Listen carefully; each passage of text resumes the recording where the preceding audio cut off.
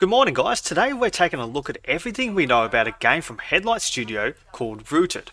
The premise of the game is that we are living around the year 2100 where the world has suffered a global collapse due to germ warfare, and now we are navigating the ruins of what is left of that world.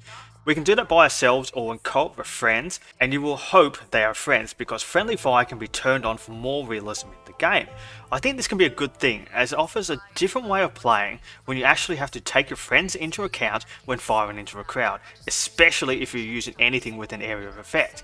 It's a good thing to have choices to play that game either way. Speaking of choices, you will have the option of choosing between first and third person views, as well as being able to save your building as a blueprint so you can later use the same building setup if you want to later on. The good news is that this sounds like a proper survival based building game where you can farm, salvage and craft items as you move through the game to better improve your base defenses, use electricity and even automate tasks. If you don't want to build your own base from scratch, you can also use an existing building, secure it with traps and then barricade it and then use that as your base.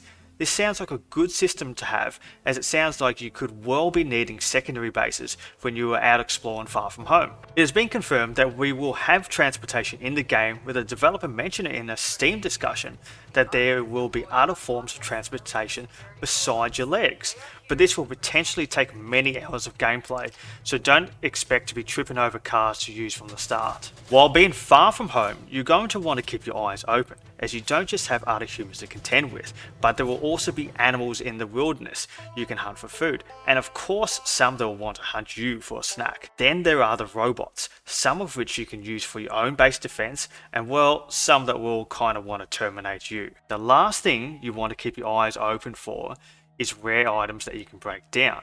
We're given an example of being able to break down an electronic workbench, and then you can learn the blueprint for that. You can also salvage items, and depending on the condition of the item, also depends on how many rare parts you will get from it. There are also environmental factors in the game because of the germ warfare that got the world to the sorry state that it is in now, so you will need to search out and explore to obtain special equipment to allow you to survive these germ-filled areas.